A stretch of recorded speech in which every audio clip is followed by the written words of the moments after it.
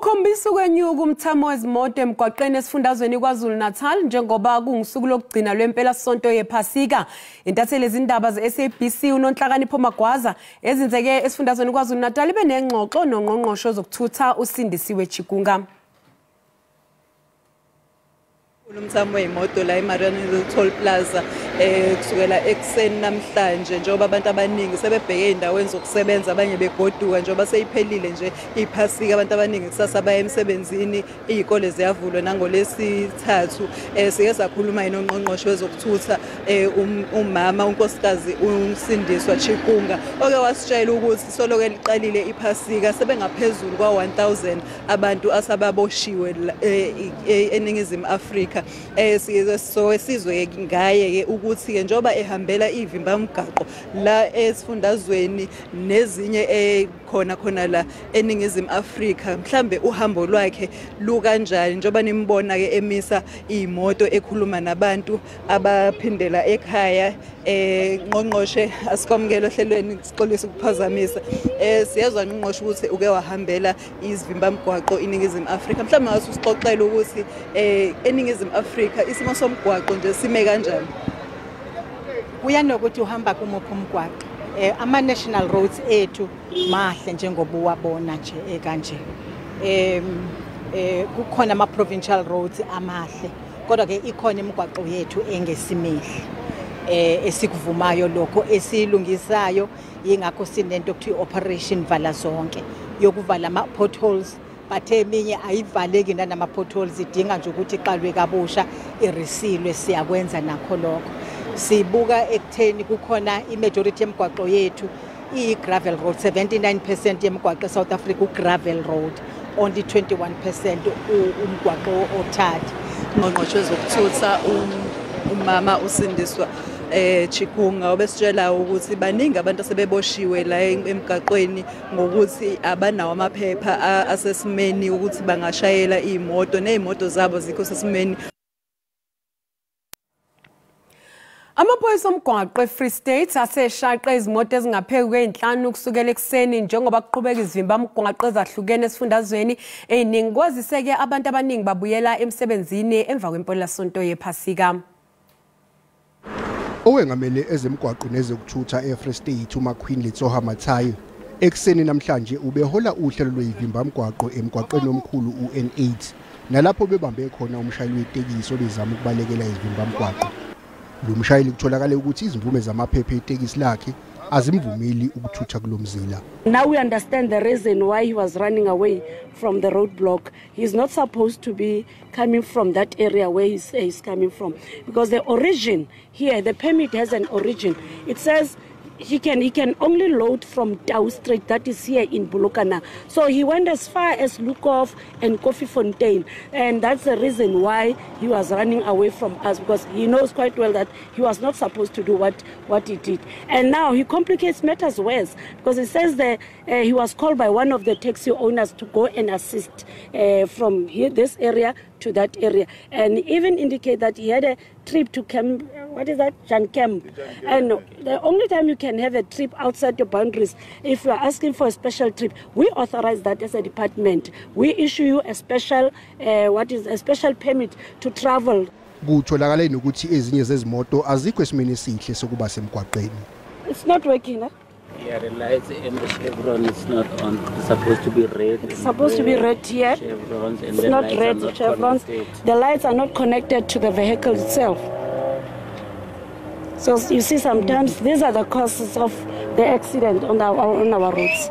Eastern Cape nakhona sewuqalile ukwanda umthamo wezimoto emgwaqeni. Abashayeli lapha baculisekile ngokuba khona kwamaphoyisa amaningi emgwaqeni yesifundazwe. Okwangoku hayi ngathi ayisalawuleka namuhla. Basahamba kahle ngabendlela nakhonto. Asasebenza kakuhle nawo. Nathi sayibambe kakuhle. Isuke eMthatha ndiya eBloemfontein. I think traffic no is manageable, and futhi there's so much law enforcement visibility, so I think no sisebenzisana kakuhle endleleni. Ababhekele ezokuthutha baqaphe kakhulu isimo sezinto ezithutha umphakathi ongamatekisi kanjalo namabhasi ahamba amabanga amade. Iziphathimandla zaseBotswana zixoxisana noza kwabo bakuleli ngokubuyiselwa emuva kwezidumbu zabantu abangama-45 abadlule engozini yebhasi eyehle eLimpopo ngolwesine olwedlule. Kule ngozi kusinde ingane yentombazane eneminyaka eyisishiyagalombili ubudala kanti yelulama esibhedlela.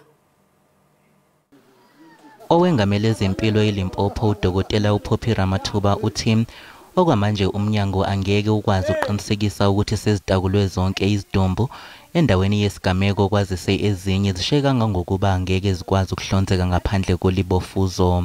Up to so far we are not exactly sure what is inside one body bag. I'm saying this because out of the 41 that we have received so far, the body bags, it's only the 9 that we spoke about that could be positively identified. Uthi umnyango wezempilo eLimpopo basebenzisana neminye iminyango kanye nohulumeni waseBotswana njengoba sebeliqalile uhlelo lokuhlonza izidumbu. We are in constant communication with the officials and technocrats, the laboratory from Botswana, so that they can assist us with the process of them sampling the DNA of those next of kin so that we can utilize them for comparison. Kule ngozi kusinde ingane yentombazane neminyaka eyisishiyagalombili ubudala kanti iyelulama esibhedlela. The child is doing well. I was with the child. We are very really comforted that this is a real and miraculous child who needs our prayers and our support, not being harassed by the media. Kusukela ngolwesihlanu olwedlule seziyisithupha izidumbu ezihlonzwe ngempumelelo yimindeni kanti kulindeleke ukuthi uhlelo lokuhlonza luqhubeke kusasa. Kusenjalo kulindeleke ukuthi izikhulu zaseBotswana nazo zitheleke kuleli kusasa.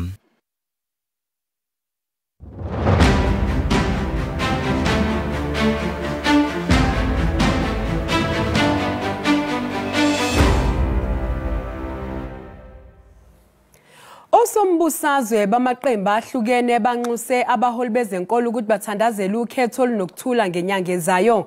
Bebekhuluma enkonzweni yePhasika eCovenant Fellowship Church International's Passover Convention ebibanjelwe eRichards Bay ogwini olusenyakatho yeKwaZulu-Natal. Izinkulungwane zabazalwane bebandla iCovenant Fellowship Church International zihambele inkonzo yokugcina yePhasika ebibanjelwe eSikhawini TVET College. Abezombusazwe basebenzise leli thuba lokukhankasa bekhuthaza ibandla ukuthi livote kukhetho lukazwelonke.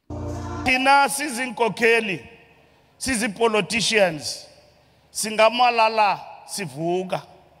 Kodwa isonto lihlala limile. Nathi siyayidinga imvuselelo yomphefumulo. Unobhala jikelele we-EFF umnumzane uMarshall Dlamini naye uncome igalelo lamasonto ekusimamiseni imphakathi. Baba umfundisi nebandla eSouth Africa sekujije esiphambili. Sekufanele ziqaqwe zigoduke manje. Kuthi ngomhla ka-29 kaMeyi ke kufakwe isibani esisha. Imeya IFP kumasipala waseMhlathuze umnumzane Xolani Ngwezi ophinde abe ngumholi weqembu kulesi sifunda kule ndawo ucele ibandla ukuthi lisebenzise amandla analo ukugqugquzela ukuthula ngaphambi kokhetho. Ezimeya ngiyanxusa ke ukuthi ngomhla ka-29 May kolonyaka wonke umuntu ebhalisele ukuvota aphume ahambe ayovota. Ngunonhlakanipho Magwaza ezindabeni ze-SABC eSikhawini. iDA ithi ungqongqoshe wezamabhizinisi kahulumeni uPravin Gordhan akumele asebenzise imali yabakhokhi intela ukulwisa ikomiti elibhekelele ukusebenza komnyango wakhe. Lokhu ke kulandela izinsonga zenzile zokuyisa umbiko wekomiti ngezivumelwano ke-SAA netakatso esibhuntshile ekubuyekezwa wabomthetho. iDA ithi insongo zikaGordhan zokudlulisa lombiko zidelela ukusebenza kwePhalamende kanjalo nekomiti lalo. Umbiko wekomiti ulandela insongo zokuthi akulandelwanga imigudu efanele ngesikhathi kuqokwa itakatso consortium ukuba ithenga amaphesenti angama-51 enkampanini yamabhanoyi kahulumeni. Lo mbiko uphinde ukhiphe isinqumo sokuthi sicubungulwe kahle lesi sinqumo. uGordhan ubhalele ikomiti ethi uma lo mbiko ke usetshenziswa naye uzoyisa kwabomthetho ukuthi ubuyekeze. Ilungu le-DA lePhalamende uMimi Gondwe uthe esitatimendeni uma ungqongqoshe kungekho lutho alifihlayo kufanele ngaba ke sisabi lutho ahlukane nokwenza insongo ebese vumeli SIU kuba iqalisa uphenyo. Usivuyile ngodwana ususiwe esikhundleni sokuba imeya yasekuruleni emva kokuthi kuvotwe ngokungabethemba ubuqotho bakhe kanti ke iyaqhubeka inselele yohulumeni bomfela ndawonye futhi ke bonakala lungekho uzinzo ngenxa yokungabibikho kwemthetho esebenza ngaphansi kwayo. Asiphumelelanga isiphakamiso sokuqala seqembu Action SA sokuvota ngokungabethemba ubuholi bukaSivuyile kodwana kube nokuhilizisana phakathi kwamakhansela ANC ne-EFF kanti uhlehlisiwe umhlangano wesibili ngaphambi kokuba kuphuthulwe ukuvota kodwa ugodwana ugcine ekhishiwe ngamavota ngama-47 kwangama-32. It's a lesson learned from more especially from the ANC because you'll remember that from 2016 we've been working with them.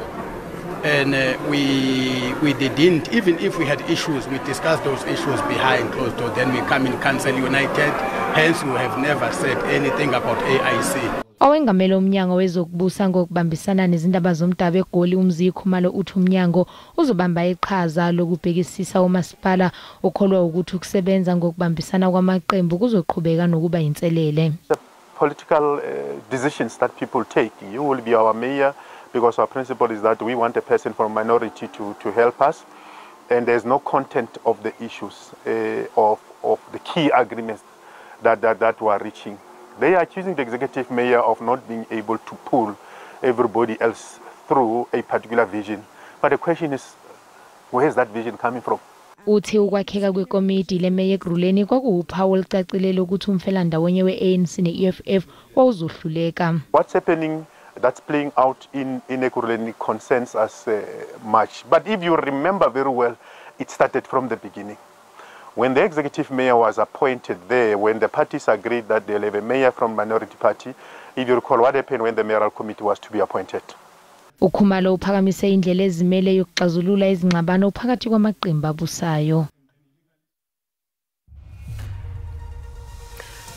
Mbukeli sathi qwetolo kanti masibuya sizokuphathela udaba luthi Mkhulu umthwalo emahlombe abathengi njengoba kuzonyuka amanani okuthenga ugesi kusukela namhlanje. Lokhu kuzemva ukuthi isikhungo esiphakela ngamandla ogesi kuleli Eskom sizoqala ukunyusa inani logesi ngo-12.74 wamaphesenti.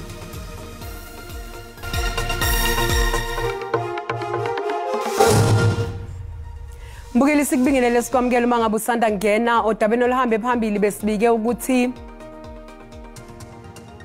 Ungqongqoshe zokuthutha uSindisiwe Chikunga uthi yize imigwaqo ingekho sesimene esifanele kodwa abashayeli beimoto ibona abanobudedengu kanye nabahamba ngezinyawo. Umthamo wezimoto ukhombisa ukunyuka usukwini lokugcina lwephasika njengoba abantu bephindela emsebenzini.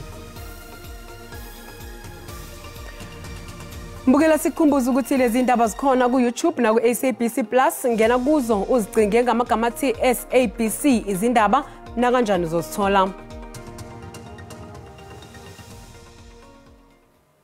Eskom imemezele ukuthi lusamisiwe namanje uhlelo lokucima ngogesi lokhu kuzemva kokuthi kumele ukuthi ke ama generator anamandla anele futhi njengoba lizoba phansi izinga lokusetshenziswa kwamandla kuleli sonto eliqalayo.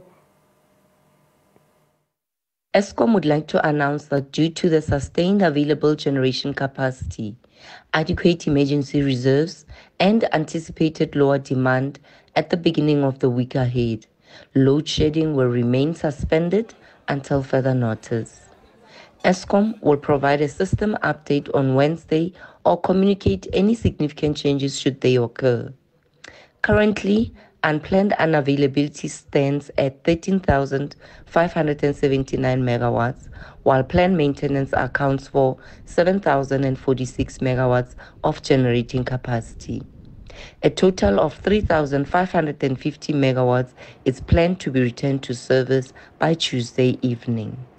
The evening peak demand tonight is expected to reach 23,400 megawatts. Kusenjalo mkhulu umthwalo emahlombe abathengi njengoba kuzonyuka amanani okuthenga ugesi kusukela namhlanje. Lokhu kuzemva ukuthi isikhungo esiphakela ngamandla ogesi kuleli Eskom sizoqala ukunyusa inani logesi ngo-12.74 amaphesenti. Lokhu kuza nje nyakenye isikhungo esibhekeleza amandla kuleli NERSA sagunyaza Eskom ukunyusa intengo yogesi. Ezinye inyunyana zezisebenzi kanye nabahlaziyi bezombusazwe bathi lokhu kuzoholela ekutheni kunyuke okungagculiseki kwezakhamuzi zakuleli njengoba kubhekwe okhethweni likazwelonke ngoNhlaba nonyaka. Kuzoqhubeka kusasa ukulalelwa kwesicelo sebheyili sabasola abahlanu abanindeka ekubulaweni kukaKeenan Forbes owazakhela igama ngelika AKA emculweni we-hip hop. Umbuso uthi uyaphikisa ke isicelo sebheyili ngelithi abasolwa kungenzeka bakhala amaphepha kuleli. Ngesikhathi inkantolo igcina ukulalela lolu daba kwahlala ukuthi umsolo wesine uMzwethemba Gwabeni wakhokhelwa imali engaphezulu kwe-980 zamarandi. Kuthiwa le mali yabe ivele kusomabhizinisi waseThekwini uMfundo Gcaba. Kholakala ukuthi uGwabeni nguyena owahlela ukubulawa ka-AKA. Sikhuluma nje umndeni wakagcaba usanda kukhipha isitatimende uziqhelanisa nalesehlakalo. Pheko lokho wadlula ke kwadalula ukuthi uGwabeni wakhokhelwa ngenxa yokubambisana kwebhizinisi. Lindeleke ukuthi umbuso uqhubeke ukuhola ubufakazi uma icala selibuyele enkantolo. Amakhulu ezakhamuzi ase-Northern Cape anikele eRobertson Resort eKimberley ukuyobungaza ukubuya kwedili lomculo elibizwa nge-Diamonds and Dorings. Leli dili lomculo lagcina ukusingathwa ngonyaka we-2019 ngaphambi kokubheduka kobhubhane i-COVID-19. Abathandi bomculo bebephume ngothi lwabo ukuzobungaza ukubuya kwedili lalomculo. COVID has disrupted everything, but now we are very excited that it's back with a nice music. And the crowd, I see the crowd is happy and everything. Amanye amaciko asafufusa benedwetwe lokuthi kungenzeka valelwe ngaphandle. A lineup that is full of local artists, well dominated rather by local artists, is very imperative because it shows that the province cares about the artists. The province actually recognizes and acknowledges the artists. Abagqugquzeli bomcimbi bakholwa ukuthi leli dili lizosimamisa umnotho esifundazweni. There are about 40 SMMEs that are selling. Some of them are almost sold out. We're giving catering companies that are doing hospitality, infrastructure, and it's also a boost to the economy of Kimberley and the Northern Cape. Iziphathimandla esifundazweni zithi leli dili lizosimamisa umnotho embonini yezokuvakasha eKimberley. Izakhamuzi zasesigodini ezimbili ngaphansi komasipala waseBlueberg eLimpopo azigculisekile ngesimo samanzi njengoba iphoqeleka ukuthi ziphuze emthonjeni onamanzi angcolile. Lezi zakhamuzi zikhala ngokwentuleka kwamanzi kule ndawo. Sekuphele iminyaka izakhamuzi zakule ndawo zingenawo amanzi ahlanzekile, kanti lokho sekuphoqe ukuthi ziyokha amanzi emthonjeni ongahlanzekile, nawo lamanzi ziwabanga nemfuyo. Uthi kuthanda ukuba lukhuni njengoba izingane zabo zivuka kusempondozankomo ukuyokha amanzi ngaphambi kokuya esikoleni, banxusa umasipala ukuthi abafakele ompompi. Ezinye izakhamuzi ziphoqeleka ukuthi ziwathenge amanzi, kepha kusinda kwehlela kulezo ezidla imbuya ngothi. We are very much disappointed about the current government because we've been talking to the municipality Capricorn district that keep on promising to come and fix the problem, but the problem still remains the same. Iziphathimandla kumasipala wesifunda iCapricorn zikhomba ngenjumbane uhlelo lokucisha konga ugesi. The scheme that gives them water is powered by electricity, and these rolling blackouts are not doing justice to an already dire situation, as it affects the filling of storage tanks before we open supply to affected communities, which makes the shortage to go on for too long. Umasipala wengeze ngokuthi uhlelo lokucisha konga ugesi lwenze isimo sabasibi kakhulu kunakuqala. Mbukela umhlahlo wesimo sezulu yalandela emva kwekhefu.